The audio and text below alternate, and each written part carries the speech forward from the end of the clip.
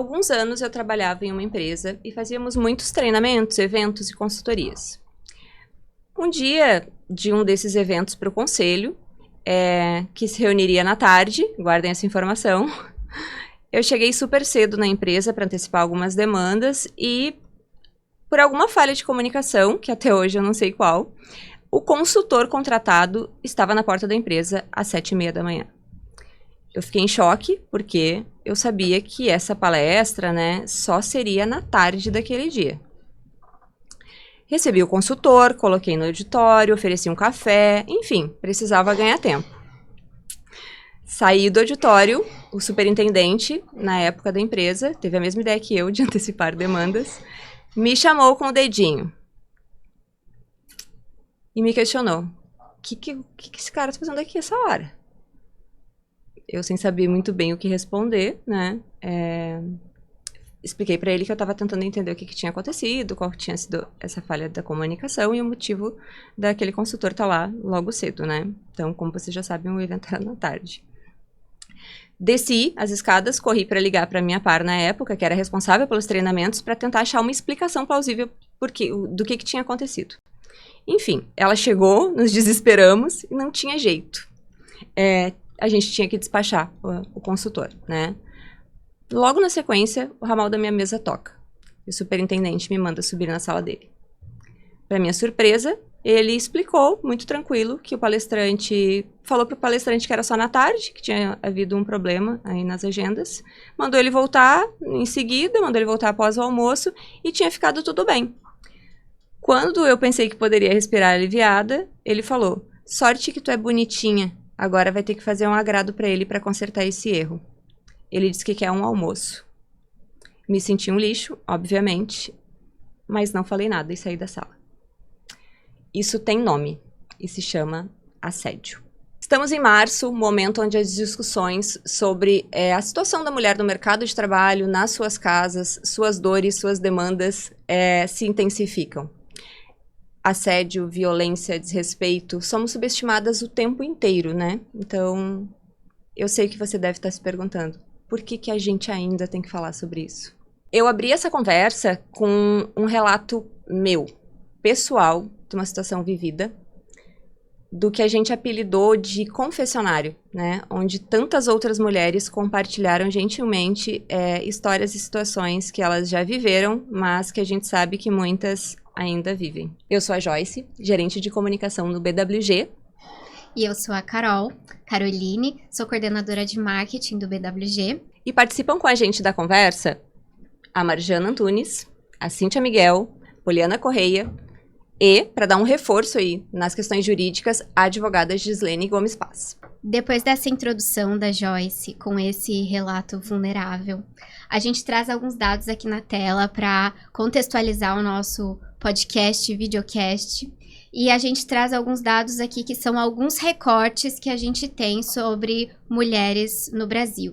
É importante a gente reforçar que a nossa mesa aqui, ela não representa a totalidade de mulheres. Existem mulheres trans que não estão aqui nessa mesa, que seria muito importante que tivesse essa representatividade aqui. Mas alguns dados que a gente traz são relacionados, por exemplo, à remuneração. Sobre remuneração, nós mulheres sabemos muito bem sobre isso. Eu, a Joyce e todas as outras mulheres que estão aqui na nossa mesa. E tem se falado muito sobre equiparação salarial, que nós sabemos que ainda não é uma realidade aqui no Brasil. E também de taxa de desemprego. Em relação à taxa de desemprego, por exemplo, os homens tiveram uma menor taxa de desemprego em 2023 do que as mulheres. As mulheres tiveram uma taxa de desemprego de 9,6%, então a dificuldade de se recolocar no mercado de trabalho é ainda mais desafiadora para mulheres, principalmente para mulheres que são mães solo, e sabemos muito bem disso. Para mulheres que são negras, é ainda mais difícil se recolocar no mercado de trabalho. E outro dado importante que a gente pode trazer aqui são relacionados com o papel das mulheres em cargos de liderança, que, segundo a ONU Mulheres, apenas 6,6% dos chefes de Estado no mundo são mulheres. Esse é um dado muito alarmante se a gente pensar a quantidade de homens que temos em cargos de chefe de Estado. E também outro dado importante é do IBGE, que essas mulheres que são chefes de Estado recebem cerca de 22% a menos do que os homens na mesma função.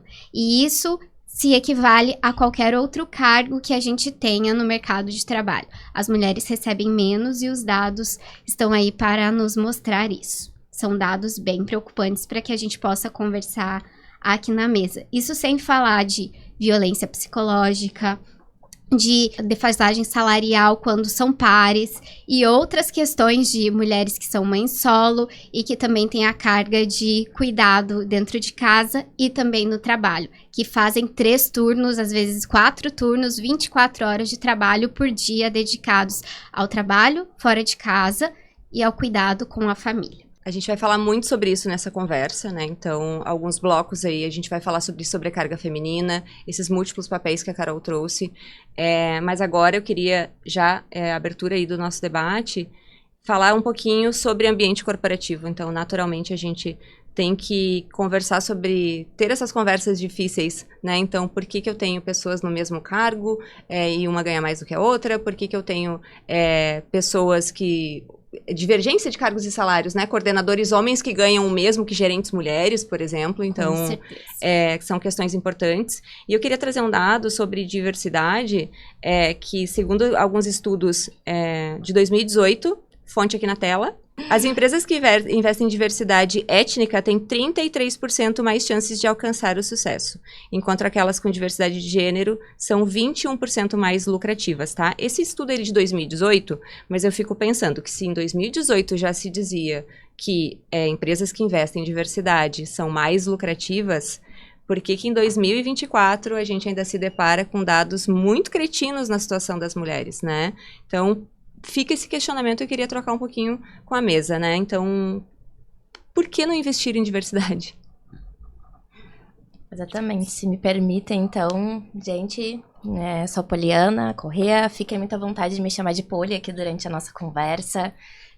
Eu sou consultora de diversidade na Mais Diversidade, e esse é um tema bem, a equidade de gênero, né, que vai permeando vários outros temas em relação a isso.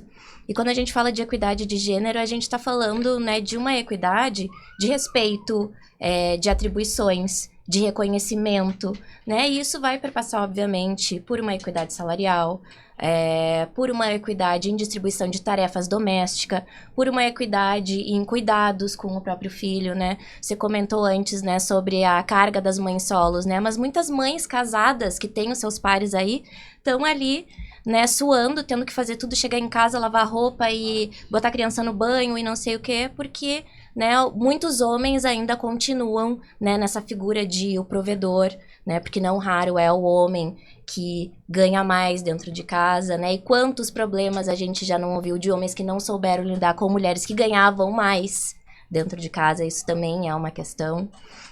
Mas voltando à pergunta central, assim, que faz muito sentido, né? Por que não investir em diversidade, sendo que os dados que a gente tem, né, de 2018 para cá, informam que vale cada vez mais a pena você investir em diversidade, né?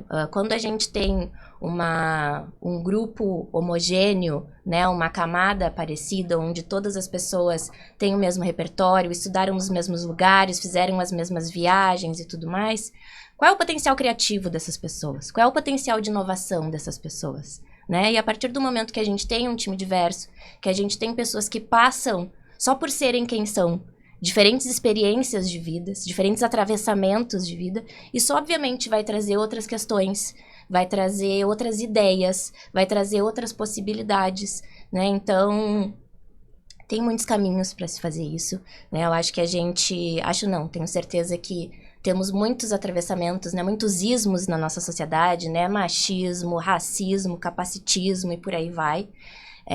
E o movimento é justamente a gente poder hackear, né, todos esses ismos, assim, e eu acho que um ponto muito importante é que as organizações entendam cada vez mais o seu papel, na sociedade como um todo. E que as organizações, elas têm sim o poder de decidir coisas que estão dentro da lei, né? Seguir as leis, seguir as normas, mas podem fazer muito mais, né? Falando de uma licença maternidade, de uma licença paternidade, de uma licença parental, né? Que sequer tem lei para isso ainda, mas por que eu preciso esperar ter uma lei, sendo que dentro da minha organização, dentro da minha cultura, dentro do meu código, eu que tomo as decisões, né? Então, fica aí, eu acho que eu tenho mais perguntas também para fazer do que respostas, mas é complexo, assim. Eu acho que o que as empresas, querendo ou não, também estão começando a ver é um movimento também de maior exigência, né? Seja do mercado consumidor, então os consumidores estão querendo se ver, né, nas propagandas, estão querendo se ver no que se comunica, assim como também estão passando a questionar, tá, mas quem são as pessoas que criaram isso aqui? Quem é que teve a ideia disso aqui? Porque isso também passou a interessar as pessoas. Ao mesmo tempo que quando a gente olha para um mercado, uma bolsa de valores, B3 da vida, já começou a bater ali na portinha de todo mundo um percentual de representatividade de mulheres que precisa ter, um percentual de representatividade de pessoas LGBTQI+, que precisa ter. Então, enquanto ficar nesse movimento de negação, vai durar até um certo tempo. Porque se eu preciso estar me renovando, se eu preciso crescer, né, se eu tenho a ideia de ser exponencial, eu preciso estar antenado com o que as pessoas estão querendo, né? E pessoas até no sentido de se eu estou procurando um trabalho, se eu estou procurando, né, um lugar para me colocar.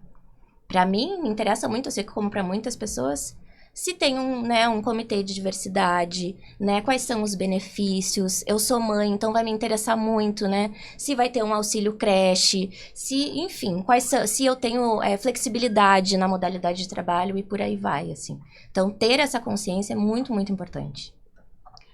Será que o que impacta, eu fico pensando sobre isso, será que é o recorte das pessoas muito acostumadas naqueles espaços sempre de poder, confortáveis, de privilégio e numa bolha, né?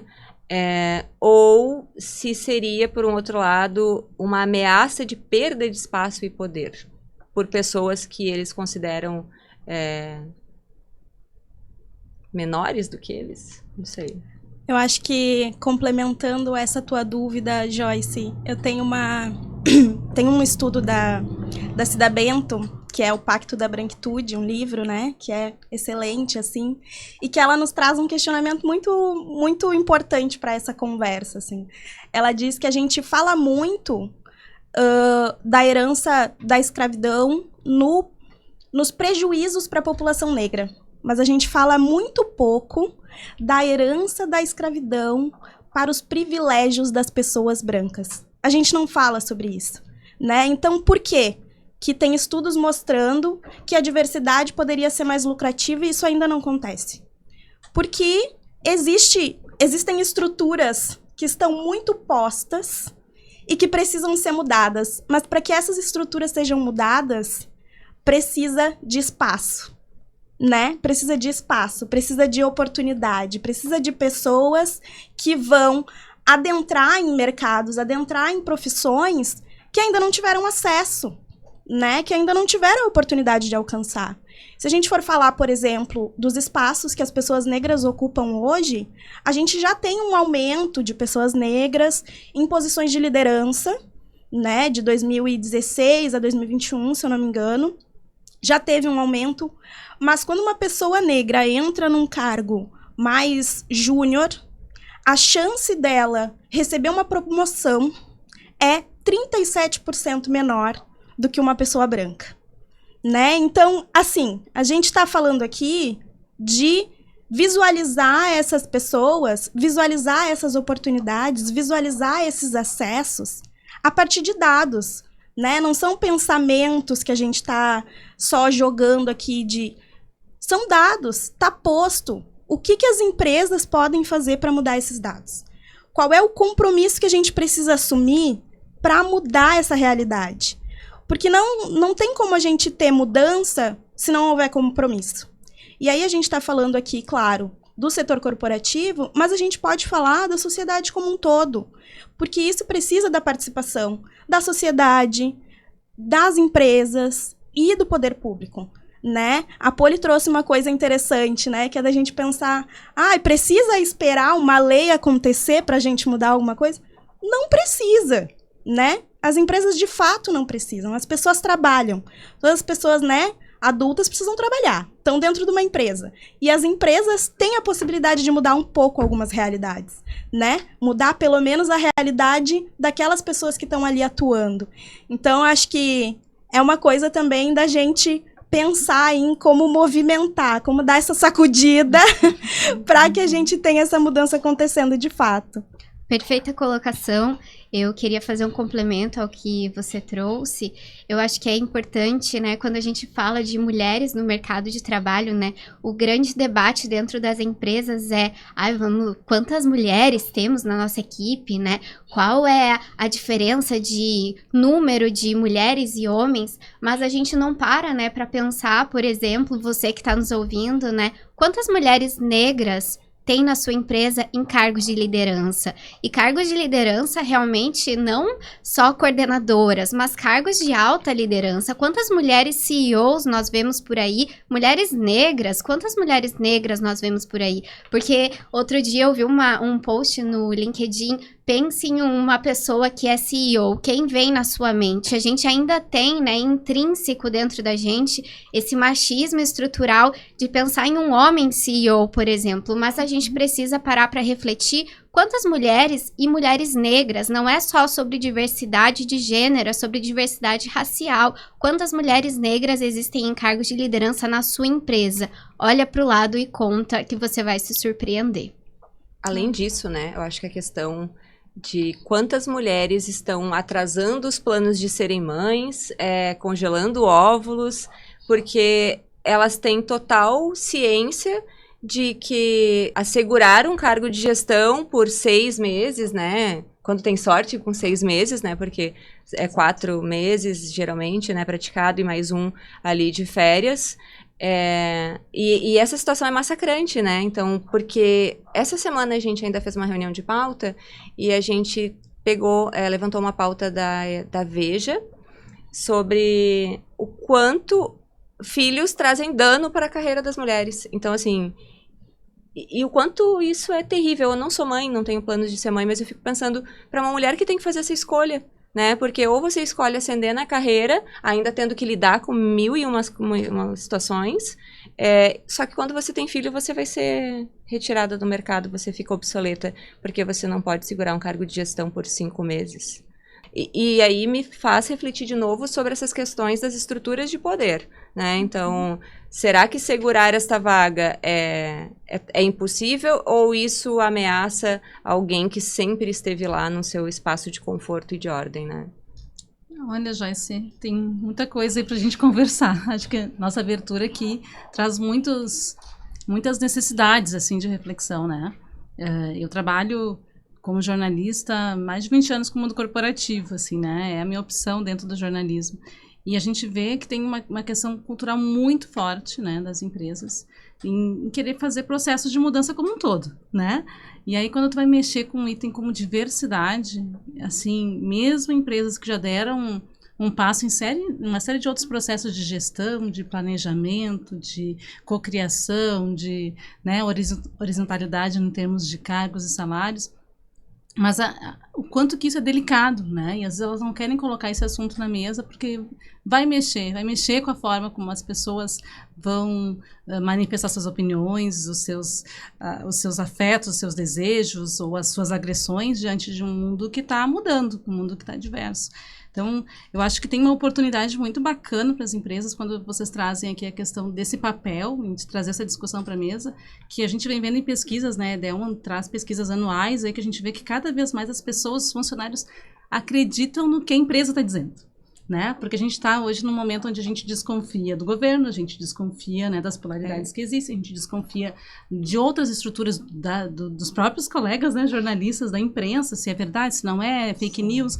Então, assim, o que vem diante de tudo isso é uma possibilidade, né? Porque esse é o meu líder, ele está próximo de mim enquanto liderado, né? Então, assim, a empresa está dizendo, opa, eu vou seguir, né? A empresa está dizendo que eu tenho que fazer um processo inicial lá, de coleta seletiva de lixo, olha, isso é bacana, daqui a pouco eu posso levar essa prática para minha casa. Então, assim, como a gente aproveitar para sair de questões que sejam mais superficiais para mexer em questões estruturais da nossa sociedade, né? E a empresa está aí para botar esses assuntos na mesa. Porque acho que não tem mais como não participar desse diálogo de construção, né? Se historicamente, antes a gente tinha as organizações muito separadas, né? Igreja, sociedade, né? Escola, e cada um tinha o seu papel. Hoje a gente sabe que a empresa ela tem que ter um papel de puxar processos, porque a gente, como sociedade, a gente está patinando em algumas questões, então vamos avançar e vai passar pelo poder, né, dessa junção do poder privado junto com o poder público para a gente somar forças, né? Mas acho que tem uma grande possibilidade aí de começar a mexer em estruturas e de pensar algo, né, diferente para a gente poder pensar o novo, né? Pensar diferente, pensar com as pessoas e tirar um pouco essas amarras que a gente tem antigas, né? De que as pessoas têm um valor ou têm outro por causa disso, por causa de uma escolha pessoal. Isso acho que a gente já evoluiu tanto, né? Para ver que isso não é significativo, que a gente precisa começar a praticar um pouco mais, né? Tu é mãe, né, Cíntia? Sou. E como é que foi, na época, tu trabalhava no corporativo, alguma coisa? Porque o que eu vejo, o movimento que eu vejo de algumas mães é acabar saindo e indo empreender, né? Então, justamente por essas dificuldades, desses questionamentos. Quem vai levar para vacinar, quem vai levar para a escola, quem vai buscar na escola, tem que, né, burlar uma reunião, tem que faltar uma reunião, tem que desmarcar um compromisso. E isso, se a pessoa não tem muita empatia, muito entendimento, muita flexibilidade, isso tira uma mulher do ambiente corporativo, né? Então, eu acho que a gente tem que refletir sobre isso, né? Então, sobre essa realidade da mulher que é uma profissional, mãe, esposa, filha, né? Então, a sobrecarga, né? Então, no nosso próximo tópico, a gente traz até um dado sobre burnout, né? Que agora é uma conquista, né? Entrou aí nas questões de doenças trabalhistas e que mulheres são as que mais afetadas, né? Então, assim, é como se a cada lei fosse porque nós somos muito mais vítimas, entende, disso? Muito mais afetadas por isso, impactadas por isso. E isso é muito ruim, porque parece que você tem um problema para cada solução, né? Então... Olha, Joyce, assim, acho que é bacana a gente conversar sobre isso. Eu tenho 2 filhas, uma de 12, uma adolescente e uma de 5. E, assim, são momentos diferentes de carreira. Na segunda, eu já estava trabalhando mais de forma empreendedora, né? Com a agência que hoje eu tenho vínculo com a Engage de Comunicação. Então, assim, foi um momento que eu consegui manter né, a minha estrutura de uma forma diferente. Na primeira, eu tenho, assim, muitas lembranças, né? Muitas agonias, assim, né? No sentido de marcar um pediatra e eu tenho que pedir de novo. A criança teve febre na semana seguinte porque não se adaptou na escolinha e eu tenho que levar de novo no médico. Então, assim, era uma combinação que a gente tinha em casa, meu marido, tipo, eu dizia para ele, essas instabilidades é contigo, eu não vou conseguir dar conta. Porque eu sabia o peso que já tinha sido o afastamento de meses, sabia que daqui a pouco a posição pode estar em risco. Por causa desse envolvimento. Mas de novo ela saiu, mas foi daqui a 10 dias, né, que passou, ela saiu para uma consulta agora de novo. Ou tem aqueles dias que a gente não imagina, mas que a criança precisa passar um dia com um remédio de tantas em tantas horas, que tu diz assim, estão precisando de afeto, né, seja da mãe ou do pai, de alguém da família próxima. Então, são situações muito emblemáticas, assim, né, de como a gente conseguir manter a função, dar conta disso e estar focada no mundo corporativo com a mesma intensidade. Porque, assim, não há muita flexibilidade, muita brecha para que isso seja entendido. Né? É injusto te forçar a fazer uma escolha. Né? E aí eu não acho que aqui, se a gente fosse fazer uma pesquisa rápida na mesa, não tem, acho que uma de nós que não conheça alguma colega, amiga, profissional, que voltou de licença maternidade e perdeu o emprego. Com certeza, eu vou puxar o gancho aqui para um relato que a gente recebeu no confessionário, que não tem um final muito feliz, infelizmente é o que acontece com muitas mulheres que retornam, né, dessa licença maternidade. Vou ler aqui, então. Depois que fui mãe, muitas ideias e pensamentos mudaram, assim como a minha percepção sobre o mundo materno e ideias como todo bebê pega mamadeira fácil, ou é só colocar no berço que ele dorme. Mostraram na prática que toda regra tem exceção. Ao me tornar mãe, me inteirei sobre as normas e recomendações propostas pelo OMS para que meu filho estivesse protegido para crescer forte e saudável e a partir do 3º mês de vida, sabendo que eu voltaria no 4º mês a trabalhar, como a Joyce bem pontuou. Fiz inúmeras tentativas para fazer o aleitamento misto, onde parte é feita com fórmula e parte com leite materno, pois a empresa na qual eu atuava não tinha espaço para retirada e preservação de leite e para que eu pudesse manter essa rotina durante as minhas idas ao escritório. Mas me vi em uma situação muito diferente do que eu imaginava. Meu bebê não pegou mamadeira e tampouco queria a fórmula, mostrando ali que toda regra tem exceção, né? Toda situação é diferente da outra. Mesmo tentando diversos tipos de chupetas, técnicas, apoio, nada deu certo. Não foi possível iniciar a introdução alimentar do meu bebê, que estava com 5 meses e não tinha os sinais de prontidão. Essa pessoa levou as questões para a gestora dela na empresa, que ela estava atuando na época, porque acreditou que a gestora pudesse entender, né, ter empatia pela situação e pudesse considerar que durante todo o período de gravidez ela se dedicou aos projetos da empresa. Então ela cumpriu, mesmo estando grávida, mesmo estando passando por esse momento delicado, ela cumpriu 85% das metas que estavam destinadas para o ano de 2023 num tempo recorde de 7 meses. Cumpriu com excelência, Um inclusive. tempo excelente, porque ela entraria em licença maternidade, então ela queria deixar as coisas dela super prontas, né, para que não tivesse nenhuma pendência. Ela sugeriu para a gestora que ela pudesse cumprir as demandas de trabalho em home office, até que fosse possível que o filho dela iniciasse a introdução alimentar e pudesse ficar bem nos 3 dias que ela estaria no escritório. Ou ela trouxe uma outra opção para a gestora, que durante o período que a presença dela fosse indispensável no escritório, que a rede de apoio dela, que é incrível, ela coloca aqui que a rede de apoio é incrível, ficaria com ele no carro, na frente do escritório. Ou seja, a rede de apoio iria ficar na frente do escritório, dentro do carro com o bebê, para que ela fosse alimentá-lo de 2 em 2 horas, né, amamentá-lo. E para surpresa dessa pessoa que trouxe o relato, a gestora disse que não seria possível. Que não seria possível continuar com as sugestões, né? Ou do home office, ou que a rede de apoio ficasse ali na frente do escritório para que ela pudesse amamentar o bebê. E aí ela ficou muito aflita com a situação, porque além de ter que fazer uma pausa na carreira profissional dela, ela iria ter as questões financeiras, né? Iria ter um desequilíbrio financeiro, porque se ela pedisse as contas, né? Se ela pedisse para sair do emprego, ela não iria poder contar com o valor rescisório, porque ela estaria se desligando, né? De forma voluntária da empresa. E aí, sem saída e diante de tantos medos e incertezas, a única certeza é que ela queria o bem do filho dela e que ela não estaria em paz naquele ambiente de trabalho super tóxico, digamos assim, e sabendo que não seria saudável nem para ela e nem para o bebê, ela abriu mão do dinheiro, ela abriu mão do emprego dela e ela teve que pedir demissão. Então, apesar de todos esses dados, né, que a gente traz, de todo esse debate, eu queria ouvir de vocês um pouco sobre essa situação, porque todas nós conhecemos alguém que passou por essa situação delicada. Antes da gente seguir, queria ouvir um pouquinho vocês sobre esse relato. Primeiro, é um absurdo, né? A gente pensar que uma criança ficaria dentro de um carro, né, durante uma rotina de trabalho para amamentar de 2 em 2 horas, né? A gente olha a condição, né, viável disso. Se a gente olhar para calor, se olhar para frio, se olhar para chuva, enfim, né?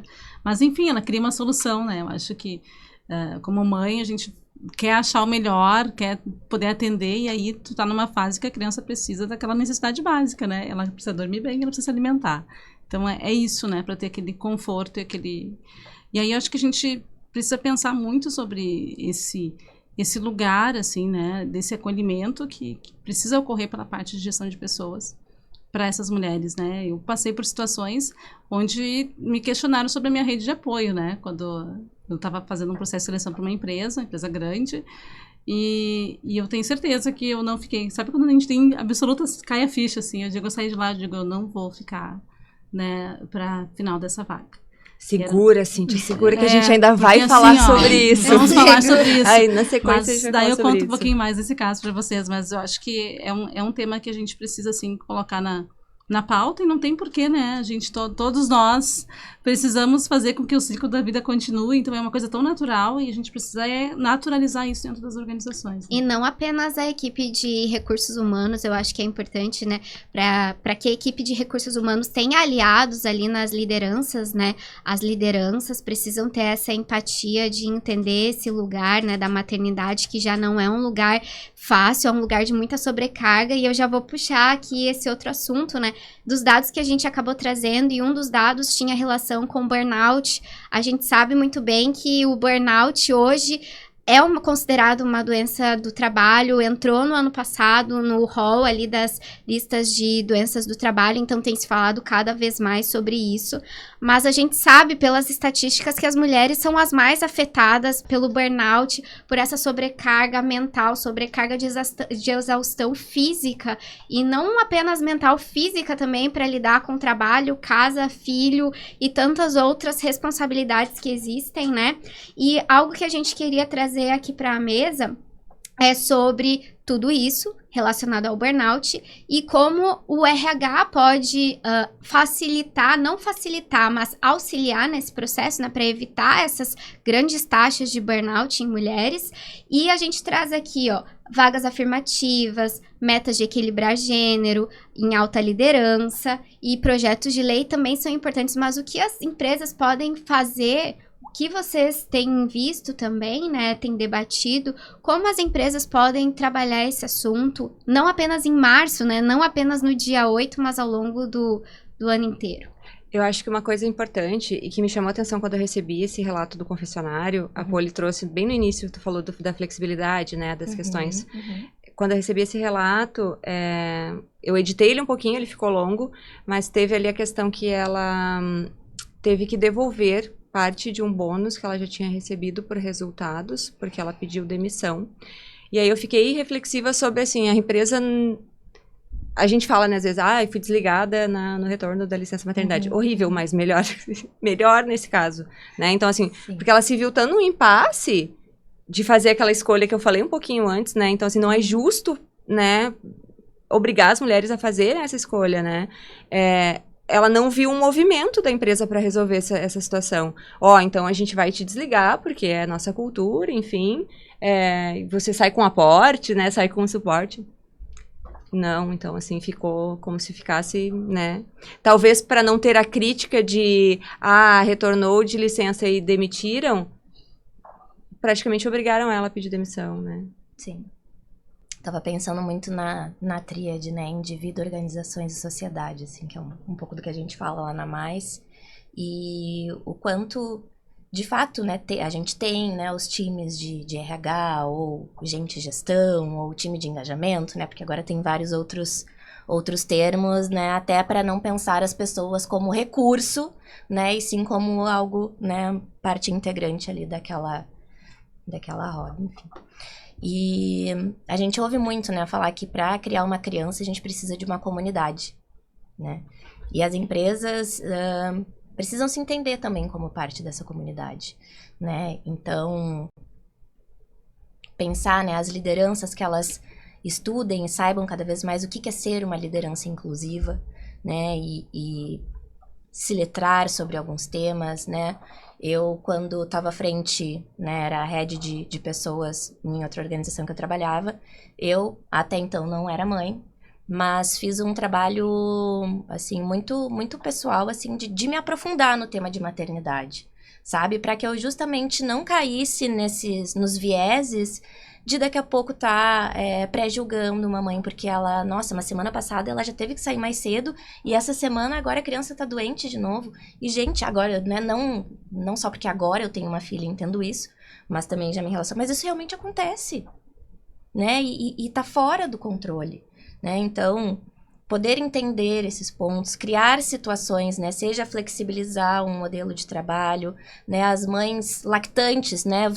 Terminou a minha licença, voltei a trabalhar, os peitos, né? Chega uma hora que já tá explodindo de leite. Tem um lugar, né? Que tem um lugar certo, né? Para que as mulheres possam ir lá privado, seguro, né? Com a devida ambientação para que ela possa ir lá fazer a extração do leite, né? Tem empresas que não têm isso e muitas mulheres às vezes vão para um banheiro, poder fazer isso, né? Ou até mesmo já aconteceu, entrando em linha com o tema de assédio, de mulheres que estavam numa sala fazendo lá a extração do leite e se viram, né, com a sala invadida, né, por homens, enfim, na desculpa de que foi engano, mas que na verdade era para ver ali a pessoa, né, com seus seios à mostra, enfim. Então, ter essas salas para que elas, né, possam, enfim, e a rede de apoio, tem auxílio creche? Para que eu possa botar o meu filho, então, já que a minha rede de apoio não é tão grande, né, e ela possa, tá? Ou até mesmo, dependendo do tamanho da empresa, que tenha um ambiente para que a criança fique no turno inverso, por exemplo. Então, existem muitas possibilidades, né, da gente apoiar as mães e também fazer um trabalho de sensibilização e conscientização com a população masculina que está dentro da empresa. Né? Vamos falar de economia do cuidado, vamos falar dessa disparidade que homens e mulheres investem em horas e tempos durante o ano e por que isso acontece. Vamos debater sobre cuidado, por que né, a flag, né, a tag cuidado fica só sob responsabilidade das mulheres. Né? Vamos falar sobre paternidade ativa, vamos falar sobre masculinidade tóxica. Então, tudo isso pode vir para debate, né? Alinhando muito com o que a Cíntia falou, né? Do poder de levar educação mesmo, mudança comportamental para as pessoas.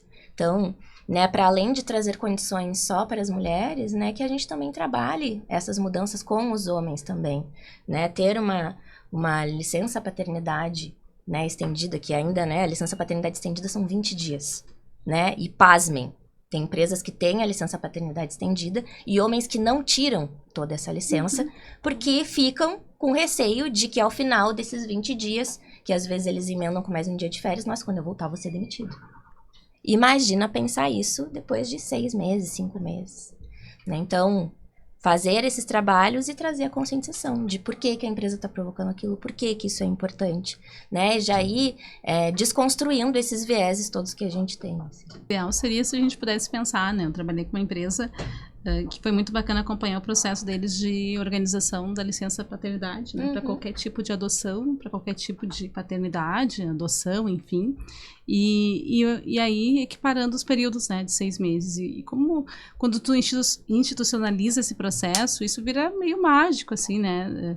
A gente não está mais falando, e a gente não fala mais, né, de salário, são questões que ficam em segundo plano, em benefícios, né? Porque tu olha isso com um valor que faz tu ter um comprometimento com a empresa de uma forma muito diferente, né? De poder organizar o teu tempo, o teu espaço, independente de ser mãe ou pai de uma criança, tu poder saber que tu vai ter aquele tempo para curtir, que a empresa tem isso formalizado. Né? Então, acho que é bem importante a gente trazer isso. E eu acho que quando a gente fala da área de gestão de pessoas, acho que o RH, né, tem que estar olhando para esses dados estatísticos, né? Quando a gente fala de diferença de salário, que as mulheres estudam mais, né? Dados do IBGE estão aí para nos mostrar, as mulheres estudam mais e ganham menos. Né? Elas se dedicam mais para a empresa e tem salário, está na mesma posição e salário inferior. Então, assim, são dados que estão aí aguçando, a empresa tem que olhar para isso, tem que olhar que cenário é esse que ela está fazendo a sua gestão de pessoas, né? Quando a gente fala lá em administração, no planejamento, a gente vai olhar sempre para análise de ambiente, né? Para olhar para o macroambiente, onde estamos, não somos uma ilha. Então, a gente está inserido numa situação onde a gente tem um contexto, gente, que está muito desigual. Então, como é que eu posso trazer isso aqui para dentro e começar a equiparar, né, um pouquinho mais os salários, fazer uma progressão, né, poder tratar da mesma forma, independente de gênero, né, que eu acho que é isso que a gente está falando, que a capacidade e a dedicação, ela não se calcula por tempo que tu ficou distante da empresa, né, e eu passei por muitas experiências onde a gente vê assim, vamos falar de período de férias, quanto que era difícil isso que a Poli trouxe agora, para tirar férias. Então, assim, tirar 30 dias de férias, não, isso já não faz parte da cultura, porque é muito tempo de estar distante. Ok, vamos tirar 2 parcelas de 15. Então, assim, para os homens, daqui a pouco passava 10 dias, ou nem isso, estavam voltando. Então, assim... Nossa, porque, tipo assim, eu tenho que mostrar que eu vivo disso, que eu preciso desse ambiente, que descansar é uma questão, né? Para quem, de repente, é para os fracos, os fortes estão aqui, né? Para quem precisa cuidar de saúde mental, descansar, viajar, olha... Ou, às vezes, ele já não aguenta mesmo aquele ambiente, né? Então, também tem isso.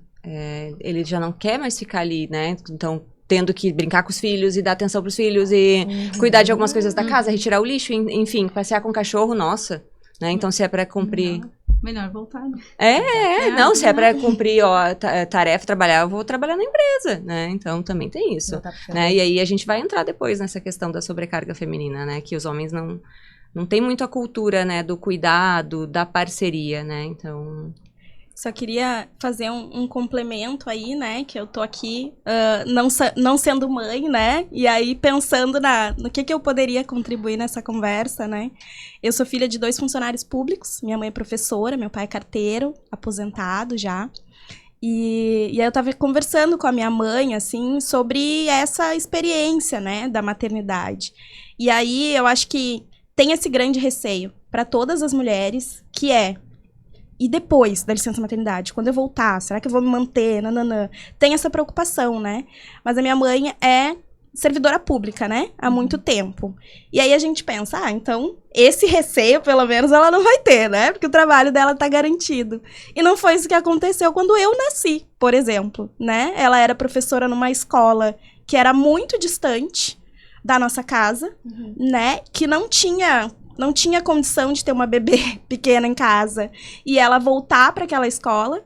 E aí tu pensa o valor que é para uma pessoa conquistar um cargo público, né, que não é uma coisa fácil, o valor que isso tem na vida das pessoas como trabalho, e ela teve que abrir mão de um concurso público porque naquele momento aquela gestão pública não poderia alocar ela para outra escola, que era uma coisa que teoricamente seria simples, né?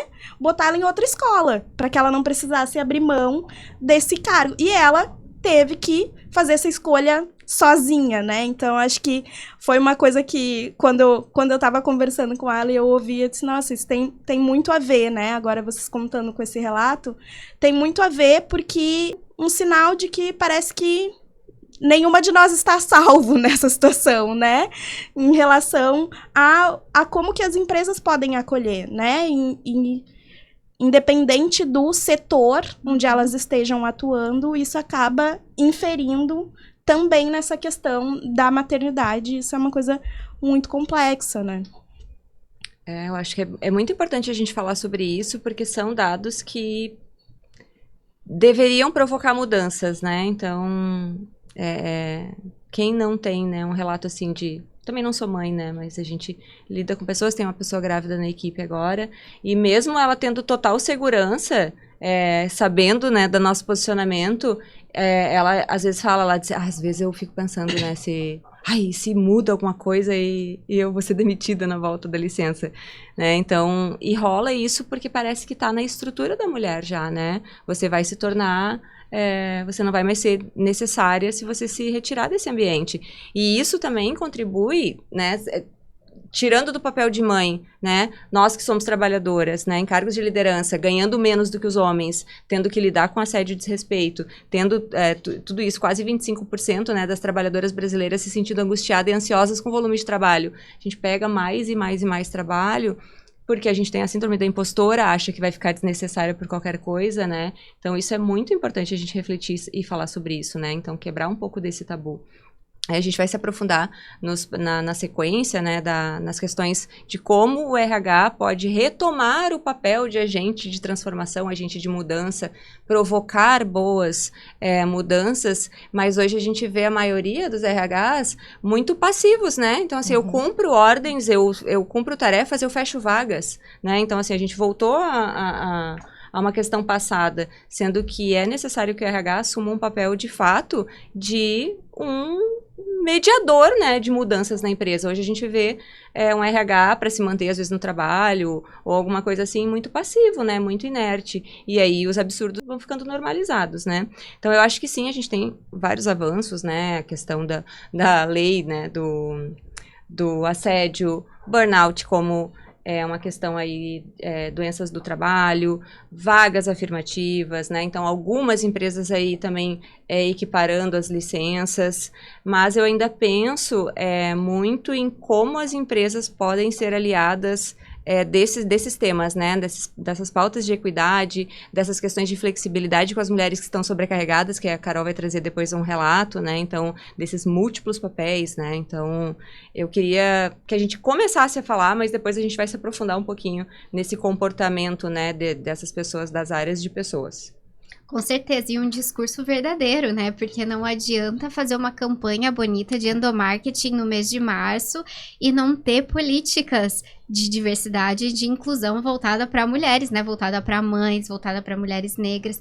Esse é um grande ponto, né? Um discurso verdadeiro que nem sempre acontece. Às vezes é muito bonito no papel, às vezes é muito bonito nas redes sociais, às vezes é muito bonito para fazer campanha publicitária, ganhar case, mas será que isso se reflete realmente no dia a dia de trabalho dessas pessoas? Será que isso se reflete realmente no dia a dia de trabalho das equipes que estão ali batalhando todos os dias de forma árdua, né? Às vezes é muito bonito, é igual o ESG, às vezes tem o greenwashing, né?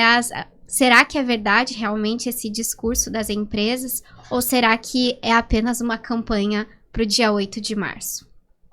Eu fico pensando assim, eu acho que de repente os institutos estão aí, né, fazendo as pesquisas, mostrando, né, externando esses dados e essa necessidade da gente falar sobre isso, e eu acho que de repente a Poli pode nos ajudar, assim, quem dá esse primeiro passo na busca pela equidade ou nessa provocação de, gente, tem uma coisa errada aqui, né? Olha, geralmente, assim, aí partindo muito da minha experiência, né, enquanto consultora na Mais, assim. Não raro são, de fato, as pessoas de RH que vão até nós, muitas vezes muitas vezes das áreas de recrutamento e seleção, né, ou atração e seleção, enfim. Não raro pelo motivo, né, de pessoas com deficiência, né, porque a gente tem aí a lei de cotas que empresas, né, acima de 100 pessoas precisam cumprir. E agora, né, e temos também, né, uma fiscalização do Ministério do Trabalho em relação a isso. Muitas empresas aí que recebem, né, a TAC, né, que ali é o termo, e essas empresas precisam se preparar com um plano de ação, né, então, em quanto tempo, né, vão se atingir aquelas vagas, fazer uma progressão e tudo mais, né. Já tiveram casos também que, às vezes, é uma liderança, que ela tem mais afinidade com o tema, seja porque essa liderança mesmo faz parte de algum grupo subrepresentado, né, ou entendeu o seu papel e quer fazer alguma coisa diferente, então, não, né, deixa eu conversar com vocês, me manda uma proposta que, né, eu vou levar para dentro e tentar fazer isso acontecer, né, então, isso acontece de várias formas, mas sim, não raro o tema, ele vem muito do RH, né, o desafio é a organização como um todo e as pessoas como um todo entenderem que o tema de diversidade, o tema de equidade racial, de equidade de gênero, não é só do RH, né, porque a gente está falando de mudança comportamental, que vai impactar em uma mudança de cultura da empresa, né? Então, ter ali um novo código, ter as campanhas de sensibilização, explicar para as pessoas, né? Falamos, né, usando o próprio exemplo do assédio, né? Será que todas as pessoas dentro da organização sabem de fato o que é assédio? O que classifica assédio sexual? O que classifica assédio moral? O que é assédio virtual, né? Quais vão ser as ações da empresa, inclusive para além dos portões?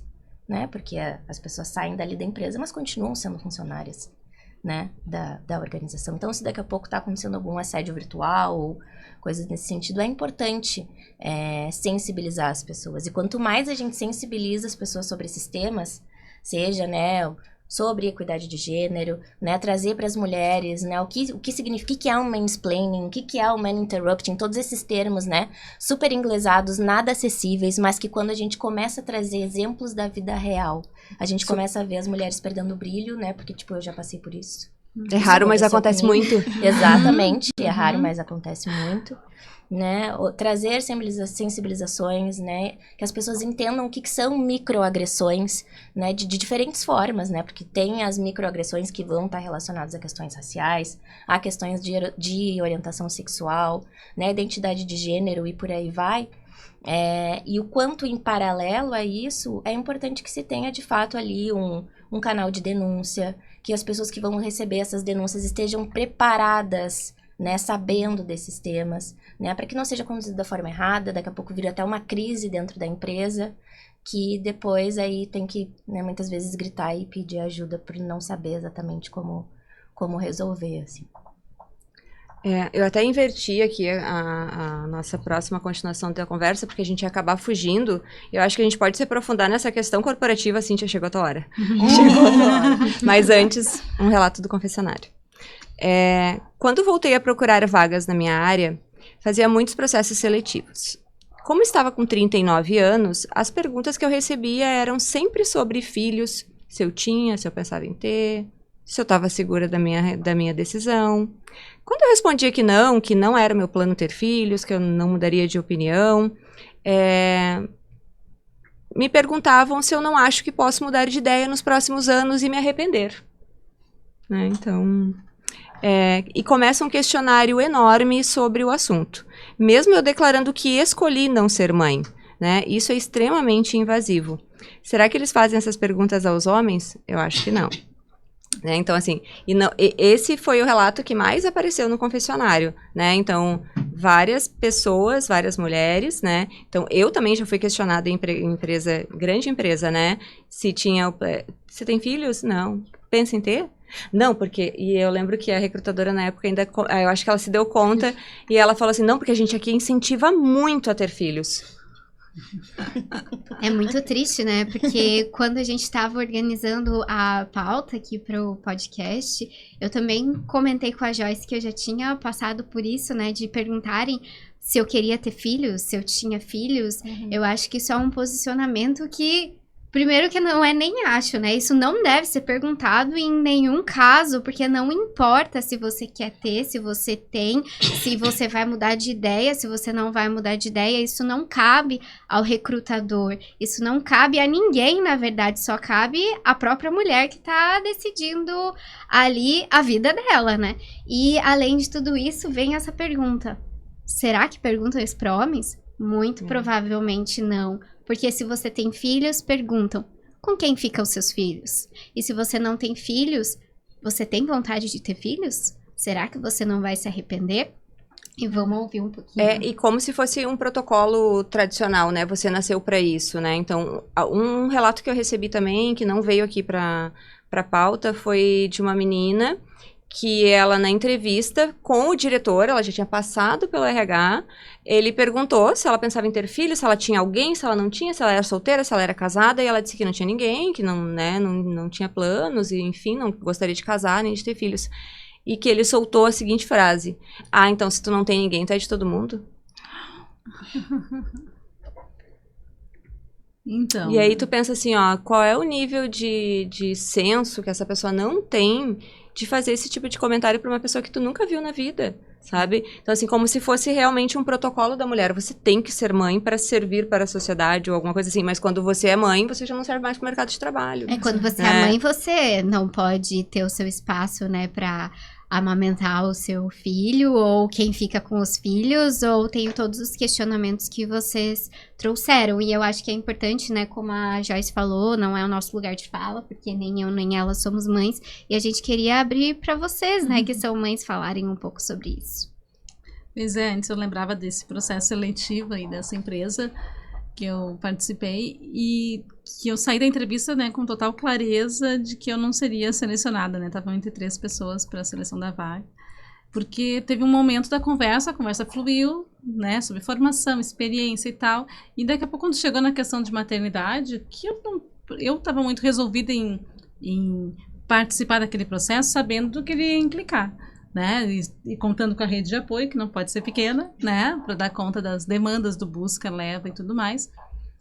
Mas foi um momento, assim, como era a minha filha menor, estava com meses, eles se preocuparam muito em saber de rede de apoio, com quem ficaria, de como entraram com uma intensidade nessa parte. Eu disse, mas eu tenho isso organizado, eu tenho o suporte da minha mãe, tenho o suporte das minhas irmãs.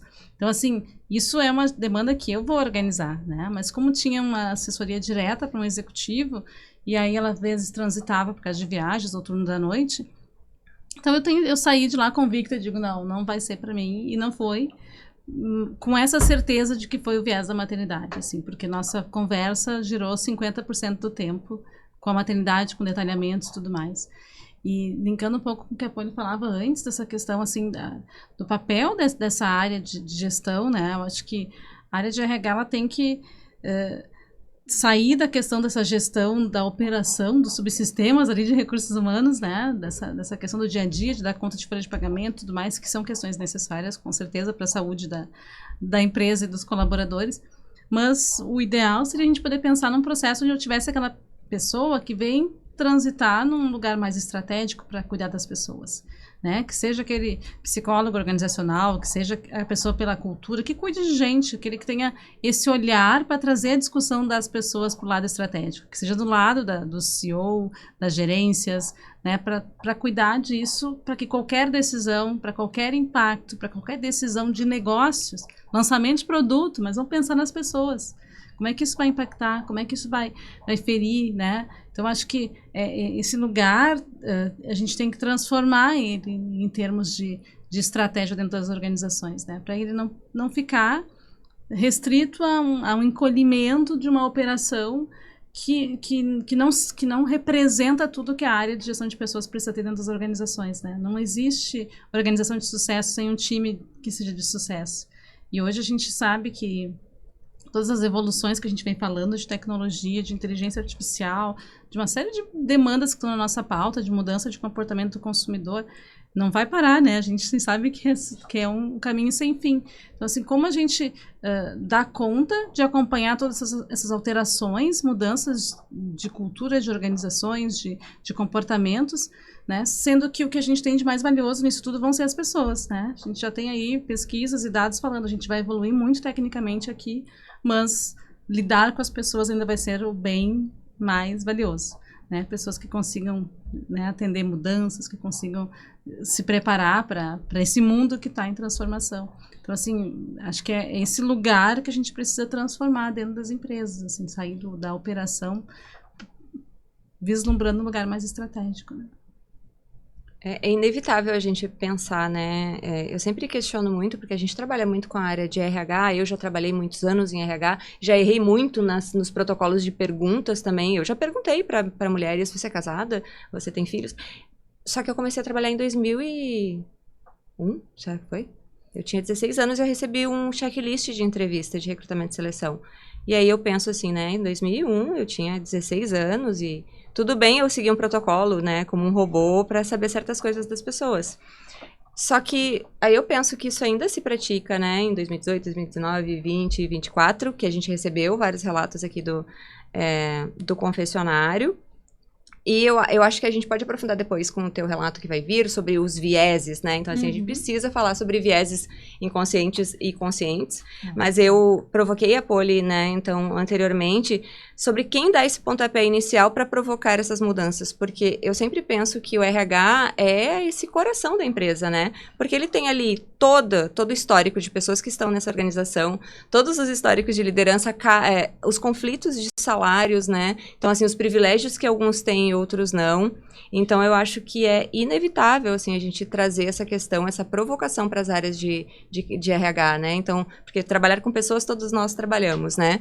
Mas por que eles ainda seguem alguns protocolos inadequados, né? Antiquados, e ainda deixam, né? Perpetuam essas desigualdades dentro da empresa, né? Porque eu entendo que, mas você não é dono, eu sou colaborador também.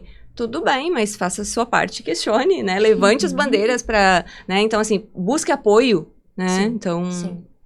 E faça o que a gente fala, né? O seu espectro de aliados.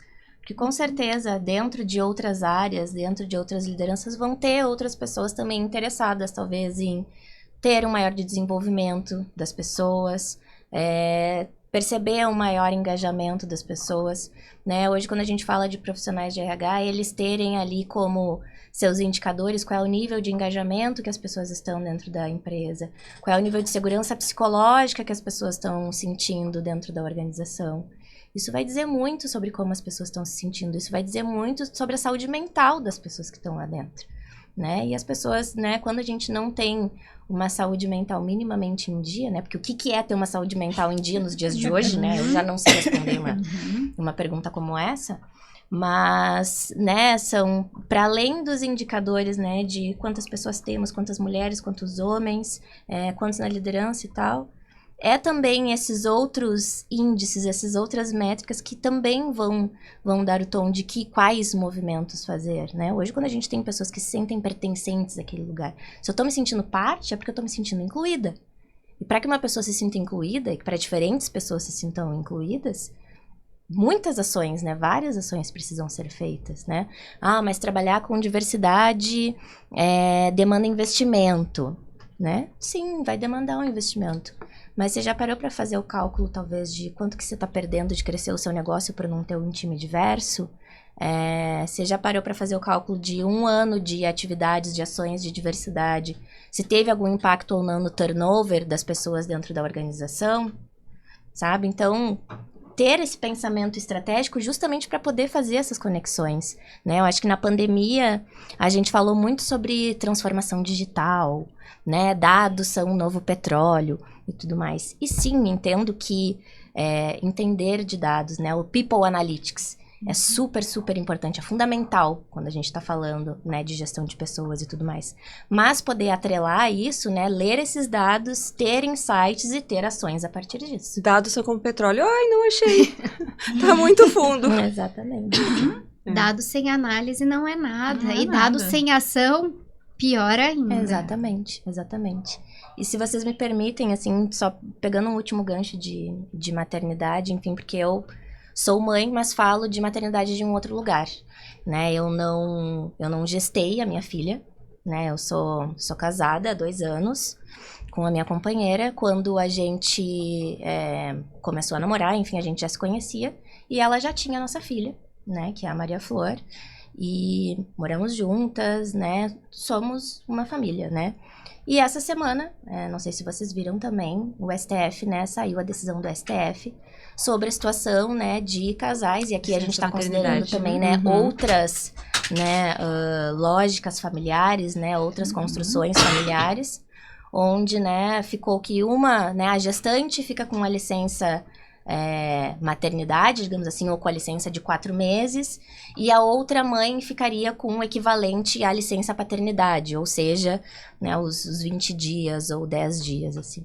E aí a gente parte de novo, né, de uma lógica binária, onde, né, uma vai ficar um super tempo em casa, a outra vai ficar menos, sendo que buscando equidade, buscando inclusão, buscando entender as outras organizações familiares, isso não faz sentido nenhum. Se já não faz sentido nenhum para um casal heterossexual, para uma família heterossexual, que dirá, né, para outras, né, formações familiares, assim. E não quero adiantar assuntos, assim, mas a minha última entrevista de emprego, que é sobre estar na consultoria, e faz muito sentido, né? Foi a única vez na minha vida que não me perguntaram se eu tinha filhos. Simples assim. Eu acho que esse teu relato, ele tá muito conectado com o nosso próximo relato do confessionário, que tem a ver com filhos e entrevistas de emprego. Vou ler aqui o que foi enviado pra gente. Tenho 41 anos e trabalho na área de saúde. Tenho 3 filhas e, em muitas ocasiões, seja entrevista de emprego ou questionamento das pessoas mesmo, se todas as minhas filhas são do mesmo pai. Como assim? Sei que pareço mais jovem, mas o que justificaria esse tipo de questionamento? E o que a gente refletiu aqui foi se a gente pensa em avançar ainda mais, não apenas no âmbito corporativo, né? No ambiente corporativo que tem sido aqui o gancho da nossa pauta, mas também como sociedade. Como a gente pode começar a desconstruir esses vieses? Porque não faz sentido nenhum esse tipo de questionamento, ou não faz sentido nenhum, por exemplo, a questão da licença maternidade em casos homoafetivos, né, para ser só para uma mulher. Queria ouvir de vocês isso. Eu tava até pensando quando eu dei uma pré-lida nesse relato, assim, de que pode ser que eu esteja muito, muito, muito, muito, muito enganada, mas eu imagino que essa mulher seja uma mulher negra. Que aí a gente parte, né, de outros atravessamentos, né, interseccionalidade é difícil. E por que eu trago isso, né? A gente tem aí um número gigantesco de mães solos, né, no Brasil. A maioria dessas mulheres são mulheres negras, né? E quando a gente fala, né, sobre... A gente tem não só os estereótipos de gênero, né? O que são das mulheres, o que são dos homens, enfim. Mas as nossas crenças racistas que pairam, né? Os nossos vieses racistas que pairam por aí. Onde dificilmente você vai imaginar uma família de margarina composta por pessoas pretas, né? E sim, vai ter o imaginário lá daquela formação familiar branca, né? Então, o quanto... Nós, enquanto mulheres, já somos, né, naturalmente invadidas, invalidadas, desrespeitadas, e o quanto isso tem uma porcentagem a mais quando a gente está falando de mulheres negras. Né? Ou a questão, talvez, que ela traz ali, que ela tem 41 anos, mas parece mais jovem. Às vezes pode ser a questão de, engravidou na adolescência, então errou na adolescência, não é o mesmo pai, não é possível que os três sejam pais seja o pai dos mesmos filhos, né? Então, eu acho que pode ser também nessa questão, sabe? Sim. Foi mãe super jovem, então não é possível que esteja ainda nesta família, né?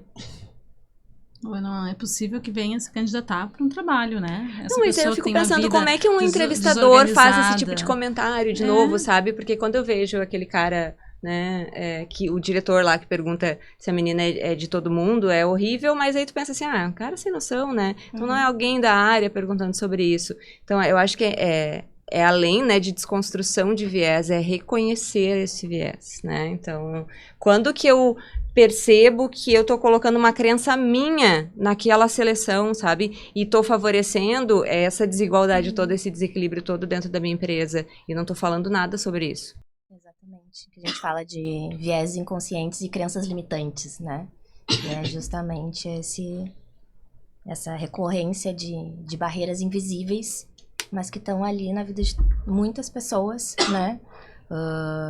Hoje a gente tá, né, estávamos falando até então de fazer o teste do pescoço, né? Entender, olhar na sua organização quantas das suas lideranças são mulheres negras, né? Então a gente ainda tem essa população que não necessariamente conseguiu chegar num cargo de altas lideranças, e quando a gente vai olhar para mulheres trans que sequer estão conseguindo entrar nas organizações. Uhum. Então são muitas situações nesse sentido, né? E é muito, muito importante, assim, que profissionais de RH entendam do tema, entendam o que são vieses, lideranças especialmente, porque é aquilo também, né? O time de RH bota as pessoas para dentro da organização. A responsabilidade de desenvolver, acompanhar, reconhecer, promover, vai ser das lideranças e da organização como um todo. Se eu tenho uma liderança que é completamente enviesada, ela já vai olhar, talvez, para você e para mim, e já vai partir do pressuposto que você tem mais capacidade do que eu. Porque, não sei explicar, o nosso santo bateu. Uhum. Fica numa subjetividade e numa crença pessoal, né? Exatamente. Porque acho que é isso que marca muito, assim, essa questão histórica, cultural, que é muito forte nas empresas, e as pessoas trazem, muitas vezes, os seus valores como se fossem os valores organizacionais, né? Então, a empresa está lá, de repente, apontando como verdade que a gente tem uma política de diversidade, que a gente tem um manual de conduta, que a gente tem política de compliance, mas... né, aquela liderança daquela área não vê dessa forma, né, não compactua com isso, então ela não age, então ela vai indo de forma subliminar, isso que eu acho que é o mais difícil da gente identificar, ou de uma liderança, né, de um executivo, de uma executiva identificar dentro da empresa, porque isso fica permeando a cultura, né, e vai se fortalecendo ponto a ponto, né. Então, assim, essa questão dessas invisibilidades, esses discursos, desses milindres, dessas questões que vão sendo costuradas, que é por uma linha de que ninguém está vendo, né? Uhum. Mas que elas estão lá muito fortes, impregnando um estilo, né, de gestão. Um estilo de ver, ou de valorizar, ou de compactuar mais com um ou com outro, ou de deixar mais um ou outro, ou de não ver, como a Joyce falava antes, né? De olhar para os números, para as estatísticas, de ver disparidade de salário, mas tratar isso como normal, né? Ou tratar que, não, a licença maternidade voltou, ok, tem que voltar a trabalhar agora, total, não tem flexibilidade, não tem, né, tem que deixar a criança no carro mesmo, né? Então, assim, como a gente pode evoluir realmente para isso, né? Eu acho que tem que, cada vez mais, ter esse olhar para as pessoas mais efetivo, porque não vai ter... Acho que aí é a cereja do bolo, que vai continuar sendo novamente, né? E sempre, nunca deixou de ser, são as pessoas nas organizações, né? Que vão dar esse sentido para tudo, né? É isso. Eu acho que também tem uma questão, assim, do que a gente está conversando, que é a questão da diversidade em si, né? Que a gente fala em, tipo, aumentar a diversidade da equipe e tal. E aí, até a Poli comentou um pouco antes, assim, de, tipo, qual a probabilidade de terem ideias criativas quando todas as pessoas, né, têm as mesmas vivências?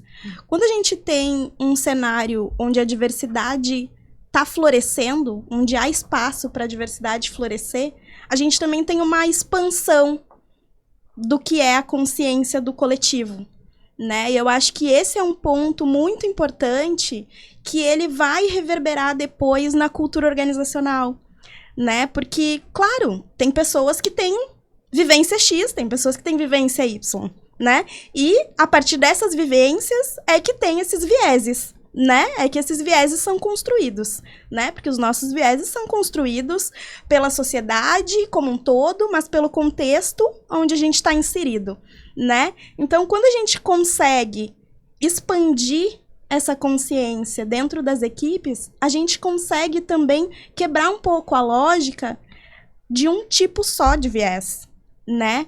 E aí, tem uma outra coisa que a gente tem que prestar atenção também nisso, que é, eu não quero só aumentar a diversidade da minha equipe na contratação. Eu também quero manter a minha equipe diversa. Então, a resposta para isso, né, que não é de longe, né, não é tão simples assim, né, como eu vou colocar, mas é estudar, né, estudar muito sobre essa diversidade, né, porque a gente não está falando da diversidade como um bloco único. Tem muitas questões, tem muitas nuances que precisam ser entendidas dentro desse cenário de diversidade, né? Então, a gente parar as pessoas que são as pessoas da RH ou as lideranças, enfim, elas precisam estar conscientes do que é preciso para manter essa diversidade viva. E mais do que isso, para que essa diversidade floresça. Né? Não seja um ambiente que vai acabar sendo adoecedor para aquelas pessoas que estão chegando, né? Porque se pensar só em trazer, contrata, e aí? Vai chegar uma hora que, tipo assim, nem se percebe a rotatividade, nem se percebe que essas pessoas não estão ficando nessa empresa, só contrata de novo. Aí chega um momento que algumas empresas vão dizer assim, é muito difícil manter pessoas negras aqui na equipe. Viu? Contratei e não dá certo. Eu contrato e não para. Eu não sei o que fazer. Eu acho que eu vou voltar a contratar pessoas só com base na competência, né? Não vou considerar mais isso, né? Mas aí tá parando para perceber qual é o ambiente que essas pessoas negras estão inseridas? Por que elas não estão parando? Né? Quais são esses vieses que estão fazendo com que essas pessoas não consigam se manter no posto de trabalho? Né? Então, acho que todas essas questões, assim, a gente pode começar a observar também como uma forma de romper, né, com esses vieses inconscientes que estão tão presentes, né, na nossa cultura organizacional, assim. Isso sem falar em questões de PCD, né? Qual é o ambiente de trabalho que está sendo proporcionado para essas mulheres PCD, para que elas floresçam no ambiente de trabalho, que elas continuem suas carreiras e não desistam por falta de acessibilidade ou outras coisas, né? Falta de suporte de equipamentos mesmo, ou de ter um ambiente inclusivo realmente que represente ali o dia a dia da empresa, né? Só para fechar aqui a reflexão, que eu acho que foi bem bacana. Eu dou aula também, né? Sou professora universitária. E sabe que aqui na Universidade La Salle. E eu sempre faço um movimento nos momentos de formatura, de olhar o perfil, né? A gente quer encontrar os próximos, a gente quer ver quantas... Eu sempre olho com carinho o público, né? Quantos formandos dessa turma são negros, ou que tem, né, que conseguiram chegar aqui, as famílias estão lá vibrando e tudo mais. E é muito interessante quando a gente olha sempre esses perfis, que a gente tem mais lá nos cursos à distância, uma presença maior de estudantes formados negros, e quando a gente vai para o curso presencial, é uma minoria, assim, não enche às vezes uma mão numa formatura de 80 pessoas. Então, assim, o que que acontece, né? Eu acho que esse lado de cuidar, assim, o que viabilizaria a gente ter mais uma igualdade, porque às vezes ali não está na diferença só de tu ter a bolsa ou de tu conseguir pagar, de ter o ProUni ou não. Mas, assim, as condições né? Para acesso, para chegar, para alimentação para aquele local, porque a gente tem, né? Acho que daí a gente pode recuperar, e não é nossa pauta aqui, mas quando a gente vai falar da questão de cotas e de outras questões que envolvem também a questão de igualdade, que muitos questionam por que a gente ainda mantém isso hoje, quando tu olha para uma realidade como essa, tu vê, porque é um histórico que às vezes não vai ter uma base para te sustentar, para te vir estudar da mesma forma que de quem tem uma família mais estruturada financeiramente. Então, assim, a gente vai repetindo modelos, né? Daí a gente consegue ter profissionais que não têm uma formação tão avançada, de repente, que outros, e a gente chega no ambiente da empresa, daí vem a questão, agora eu vou avaliar só por uma questão técnica, né? Não vou mais avaliar por questão de diversidade. Então, acho que são questões para a gente olhar, assim, né? Dessa nossa herança que tá aí, que é muito presente, que ela é real, é de hoje, né? E que a gente precisa realmente mexer. Vamos de confessionário. Trabalhava em um local onde a maioria eram homens, principalmente em cargos de gestão. Piadinhas e desrespeito eram um padrão. Certa vez, estávamos em uma reunião e um colega, homem, gritou comigo, apontou o dedo, esbravejou. Enquanto os outros 8 homens que estavam na sala, ninguém fez ou falou nada. Agiram como se aquele comportamento fosse completamente normal e aceitável. E sabe o pior? Eu também. Só me dei conta do tamanho do desrespeito quando fui ao banheiro e a minha colega, minha par na época, estava chorando, muito abalada pelo que tinha acabado de acontecer comigo. Só nesse dia me dei conta do quanto era grave estar naquela cultura, naquele ambiente. Vamos falar de assédio? Vamos falar de assédio? Vamos lá. Então, para falar um pouquinho sobre assédio, as leis e as consequências desses atos, a gente vai ter hoje o peso jurídico, né? Então, a gente recebe para esse bloco a advogada Gislene Paz, que vai trazer um pouquinho do contexto, né? Então, do que fazer nesses momentos. Eu acho que, principalmente, nesse caso aqui, quando ela se deu conta do que ela tinha sofrido, o que ela deveria ter feito, né? Então, eu acho que vale trazer aí um contexto da lei, desde quando ela está válida, né? E quais os caminhos a seguir. Vamos lá. Primeiramente, boa tarde. É um prazer estar aqui com vocês hoje, né? Ainda mais para tratar desse assunto tão importante, né? Na nossa vida como mulheres e na nossa relação de trabalho também, tá? Observando o caso apresentado, a gente percebe que trata-se de assédio moral, né? Claro, assédio moral. Neste caso, a empregada, né, a colaboradora deveria procurar o setor responsável da sua empresa, né, ou se for o caso de existir uma compliance, também com certeza já estaria no próprio termo, né, de contrato disposto os canais de atendimento para esse tipo de situação, então ela deveria procurar esses canais, né, e relatar o acontecido. Né? Infelizmente isso é uma realidade, né? E não só o assédio moral, mas também o assédio sexual, né? Recentemente nós tivemos a promulgação de uma lei específica que trata especificamente sobre o assédio moral e sexual, né? Mais até o sexual propriamente dito. Essa legislação entrou em vigor em setembro de 2022, né? Com prazo para as empresas começarem a se adequar em 180 dias. Então, dia 20 de março de 2023 passou a vigorar essas regras, né? Inclusive hoje é dia 20 de março, né? Faz exatamente um ano que as empresas estão obrigadas, tá? A manter o quê? As empresas precisam gerar, né, no âmbito do trabalho, políticas de encaminhamento de denúncias de assédio moral e sexual. Precisam fazer palestras, né? Precisam fazer estudos, né, em relação a essas práticas, né? Para dar amplo conhecimento para os seus empregados a respeito dessas questões. Claro que isso também sem prejuízo da sanção penal cabível, porque vale lembrar que é muito importante a gente ressaltar que o assédio sexual especificamente é crime, previsto no artigo 216A do Código Penal, né, passível de detenção de 1 a 2 anos, e se a pena for, o crime for cometido contra um menor de 18 anos, porque nós temos, no caso, menores aprendizes, às vezes na empresa, essa pena pode ser aumentada em até 1/3. Então, assim, basicamente, a legislação atribuiu à CIPA, que é a Comissão Interna de Prevenção de Acidentes, mais uma atribuição que, além dos acidentes, também tratar as questões de assédio. Então, é por esse meio que é tratada essa questão.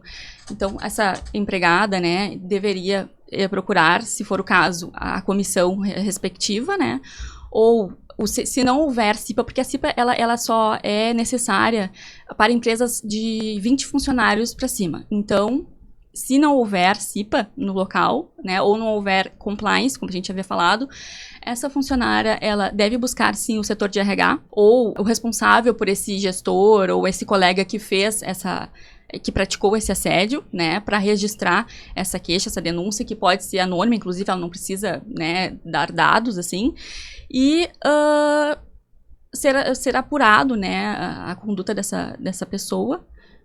Provas, ela pode fazer diversas, assim, áudios, mensagens eletrônicas, testemunhas, colegas podem também favorecê-la e ajudá-la, e devem fazer isso, né? As consequências para os assediadores, né, seja do âmbito moral ou sexual, além de uma advertência ou uma suspensão pelo empregador, pode ocorrer também a demissão por justa causa. Tá? É plenamente possível que ocorra a demissão por justa causa. Então, essa é uma questão bastante importante da gente tratar, né? Eu acho que é uma evolução bem importante também para o nosso ordenamento jurídico, né? Porque, infelizmente, a gente cada vez mais se depara com essas situações no ambiente de trabalho. Eu tenho uma dúvida quanto a linha tênue do que é e o que não é, principalmente o assédio moral. Porque o assédio sexual é muito claro o que é, né? Então, a gente sabe quando está sendo assediada. Sim. Agora, não que a gente não saiba quando sofre um assédio moral, né?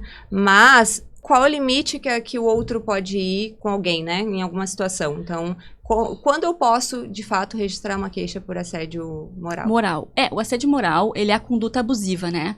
A partir de palavras, gestos, enfim, qualquer situação que traga para um abalo psicológico, né, para esse empregado. Então, assim, gritar, como foi mencionado no relato, né, gritar, xingar, ou fazer gestos negativos com a cabeça, ou, enfim, N situações, assim, que a gente pode trazer. Tudo isso configura dano moral, assédio moral, né?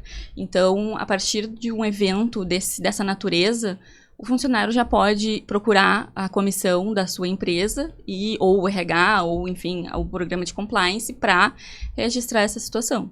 Entendi. Então, a gente vai seguir aqui, após essa explicação da Gislene, para um caso que a gente recebeu no nosso confessionário, de um relato onde o RH realmente cumpriu o papel e aplicou a lei. Segue o relato. Estava de férias quando recebi uma mensagem de um colega pelo WhatsApp. E vale ressaltar que essa pessoa ocupava um cargo de liderança na minha empresa. Na hora que vi a notificação, já pensei, que problema vou ter que resolver agora?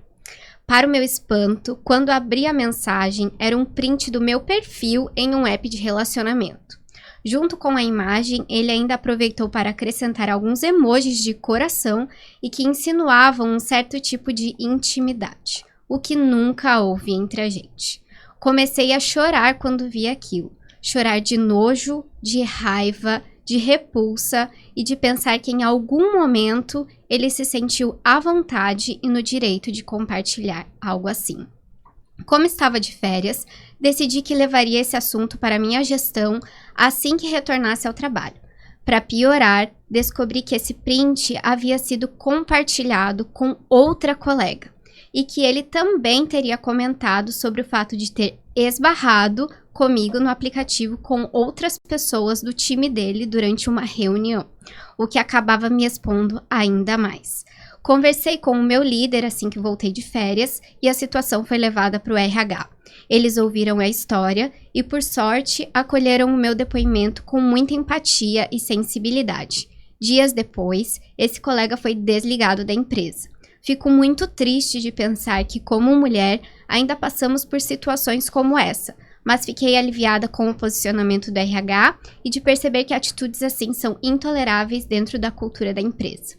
Queria ouvir um pouquinho de você, Gislene, esse relato que a nossa ouvinte, né, a nossa leitora trouxe para compartilhando esse momento tão vulnerável, né, dentro do mercado de trabalho. Perfeito, perfeito. Conduta da empresa totalmente acertada. A empresa provavelmente ela tinha ali a comissão de assédio instalada, né? Ela tinha provavelmente um compliance e tinha o canal disponível, né? Esses canais, além de todo o programa de atenção, com palestras, reuniões, com os funcionários, né? Que a empresa deve fazer. Até a legislação fala que durante o período de 12 meses, pelo menos uma vez a cada 12 meses, ela tem que fazer programas, palestras, enfim, várias situações para conscientizar tanto os funcionários, homens, as mulheres, enfim, assediadores ou as potenciais vítimas, né, sobre a situação. Nessa situação de ensino, digamos assim, dos seus funcionários,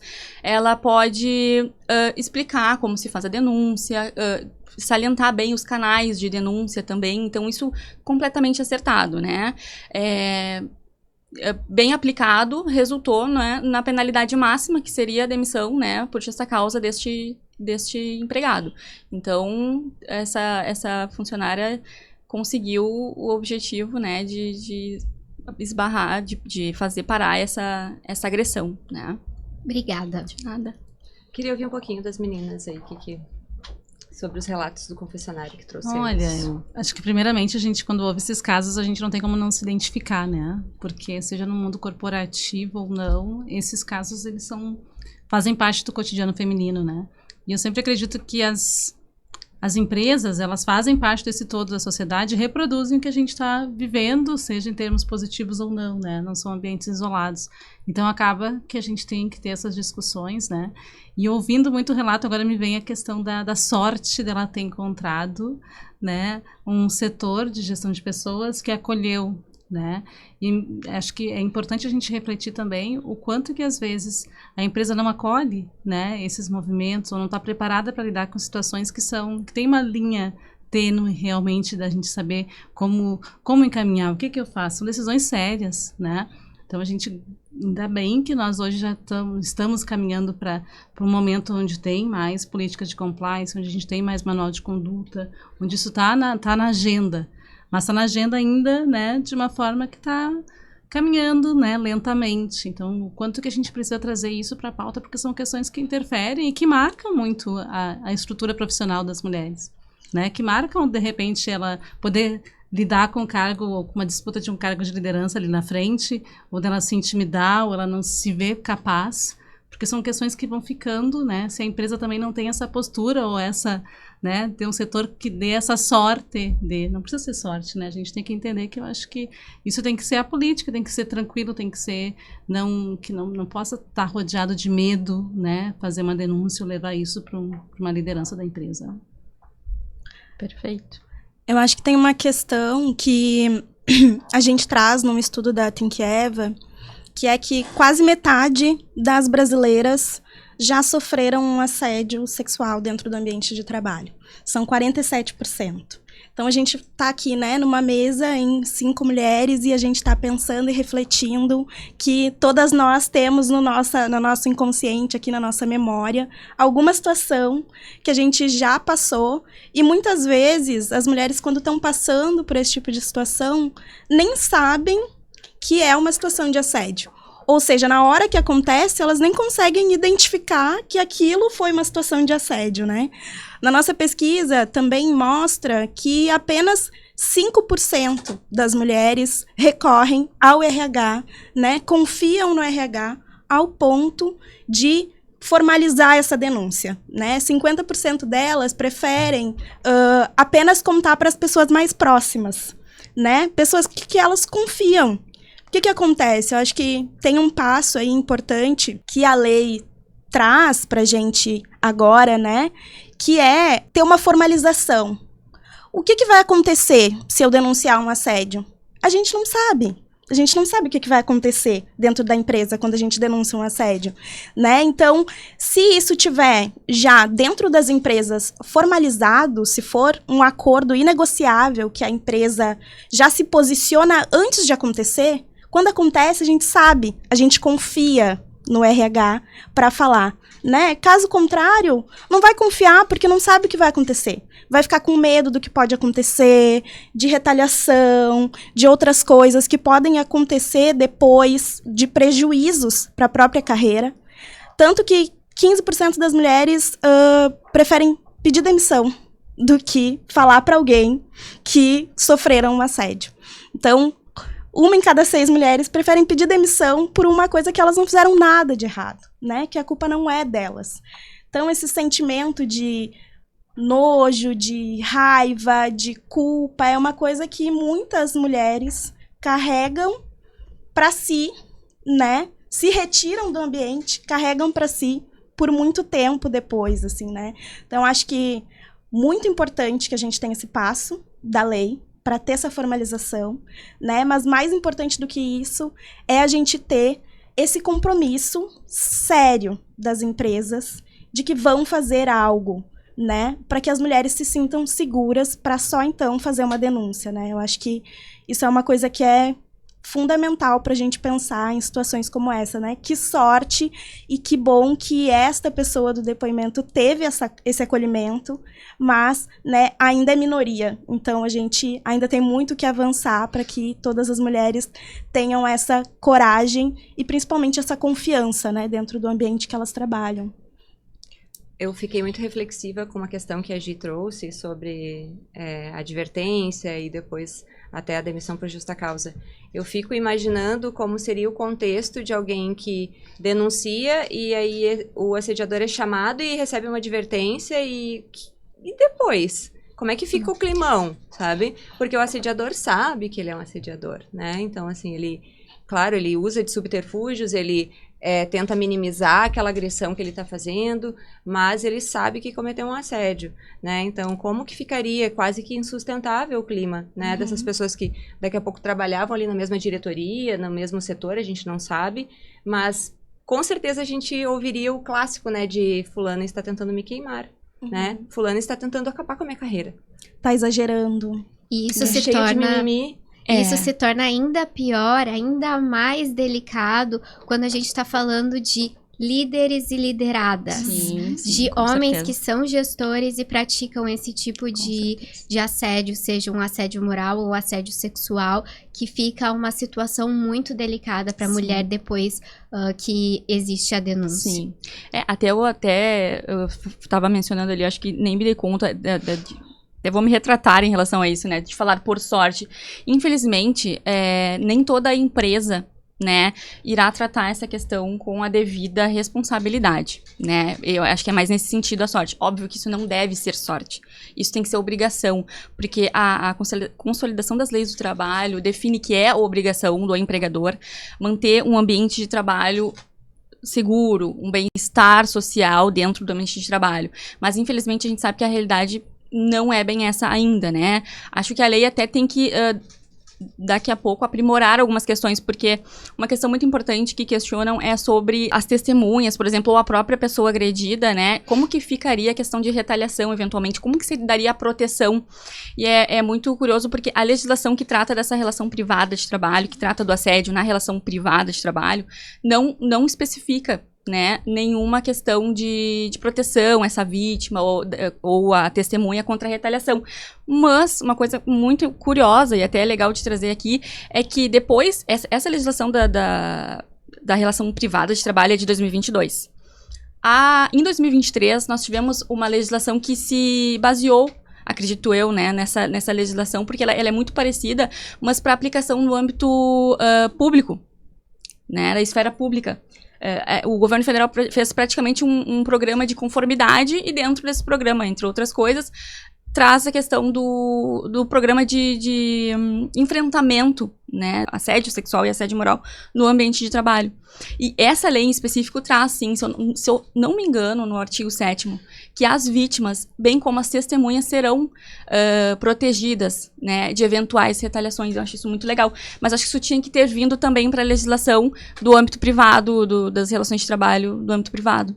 Né, que seria muito mais interessante. Então, talvez é uma coisa para se pensar e para os operadores do direito questionarem no judiciário, por exemplo, para que daqui a pouco o legislador possa, né, fazer uma alteração e englobar essa situação da proteção, né? Porque realmente não é fácil tu denunciar, principalmente quando é uma relação de subordinação, né? Tu tá denunciando o teu superior.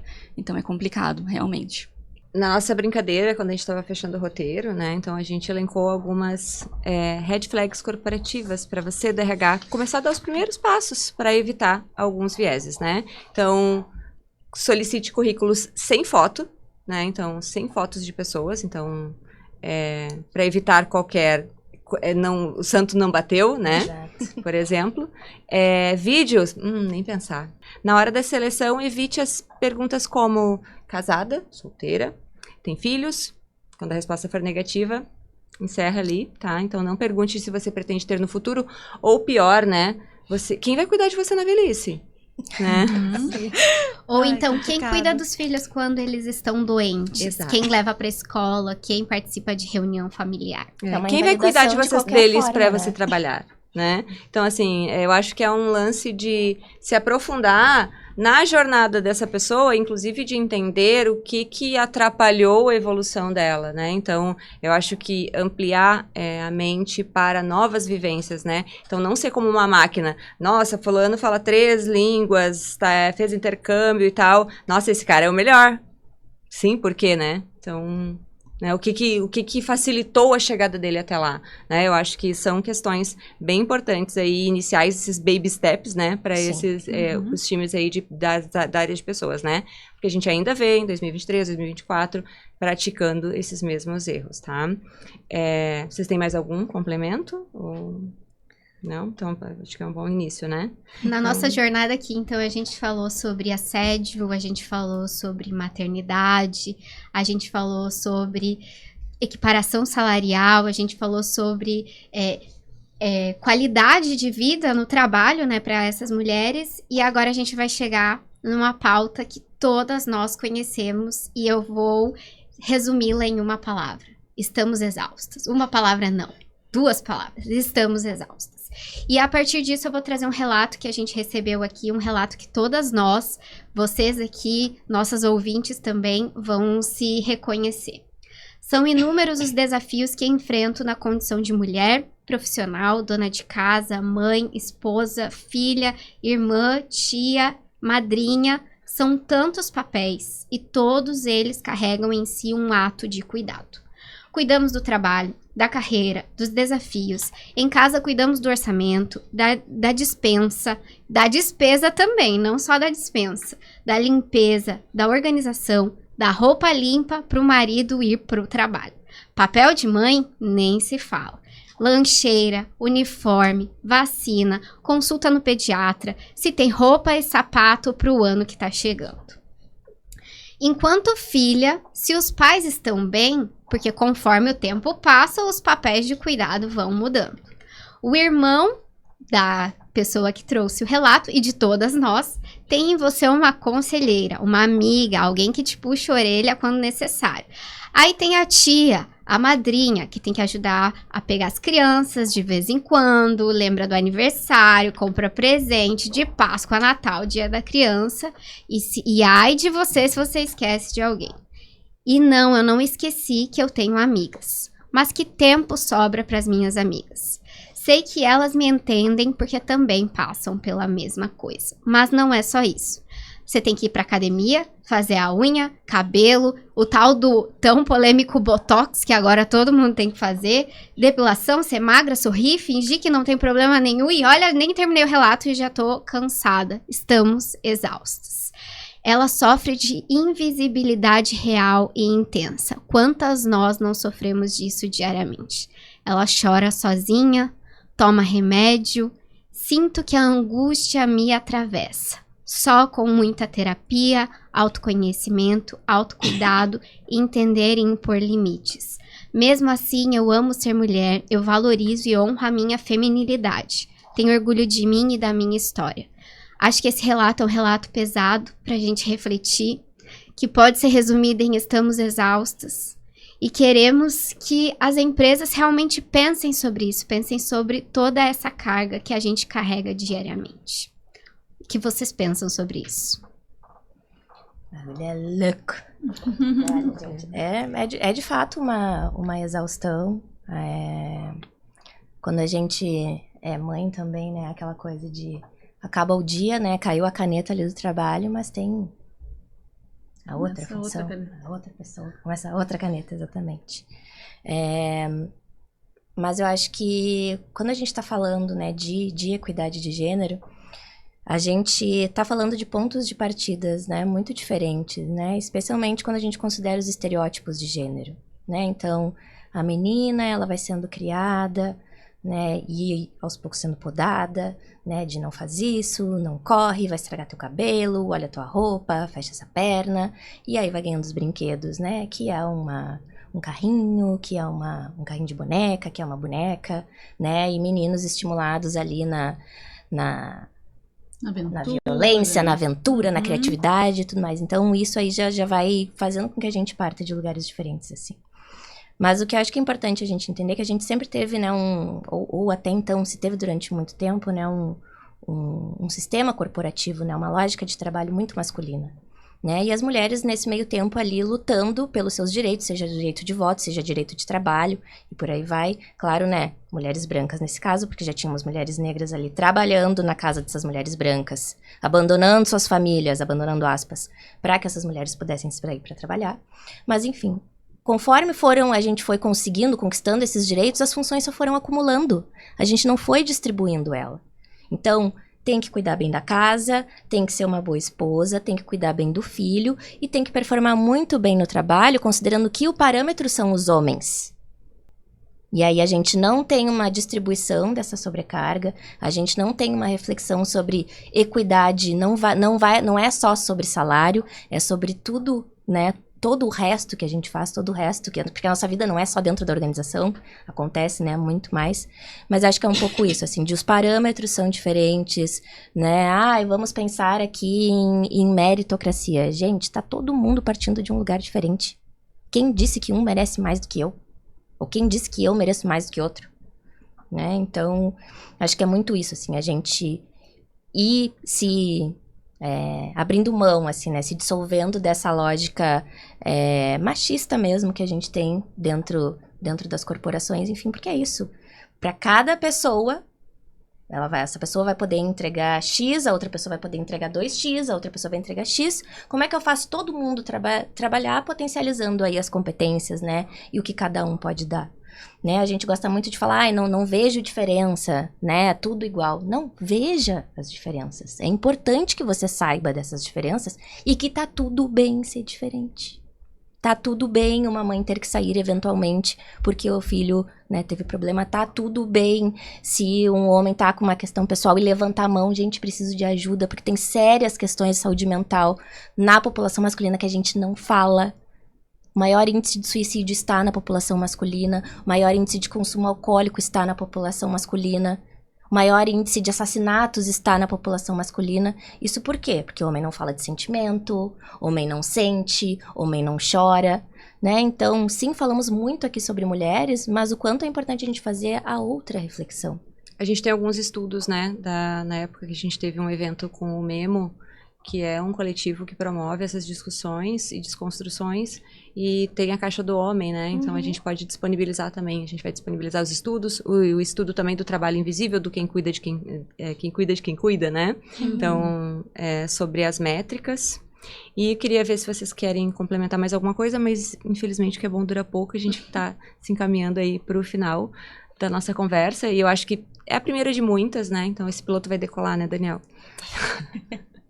Então a gente vai se encaminhando para o final, e eu queria fazer um convite às lideranças de RH, lideranças das áreas, promovam conversas difíceis, se questionem sobre o que está muito padrão dentro das empresas e até dentro das próprias casas, né, para que a gente possa fazer uma avaliação de dados e promover mudanças positivas, né? Então eu acho que às vezes é menos sofrido do que você acha que é, né? Então, quando você abre uma discussão e faz as pessoas refletirem, né? Então, sobre o que está acontecendo e está tão normalizado e não é legal, né? Então, eu acho que o mês de março, né, é o que a gente sempre fala, não é de celebração, ele é de reflexão e ele vai ser o março o ano todo, gente, né? Então, se acostumem com mulheres confrontando, com mulheres questionando, com mulheres em espaços de poder. É para isso que a gente está aqui.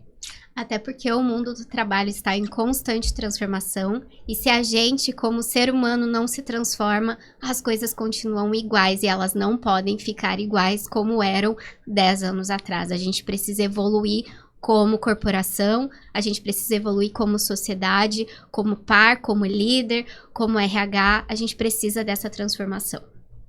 É isso, então, nossos agradecimentos aí às meninas, né, então, Gislaine, advogada, Marjana, Cíntia, Poli, né, então, Carol aí que topou esse desafio comigo, e fica o agradecimento ao BWG, né, por ter comprado aí, assinado esse cheque em branco para que a gente pudesse promover essa discussão, ao meu chefe Daniel, que levou aí, né, então, essa pauta para a diretoria. E aí a gente fica por aqui, tá bom? E obrigada a você que continuou aqui até o final com a gente, que ouviu todo o nosso debate. Se você tiver alguma opinião, quiser trazer algum outro tipo de debate pra gente... Guarda pra você aí na sua casa. Pode trazer pra gente conversar, porque precisamos debater sobre pautas difíceis, delicadas e que são aquele elefante na sala que precisam ser falados e externalizados nas empresas. É isso. Obrigada, gente. Tchau, tchau.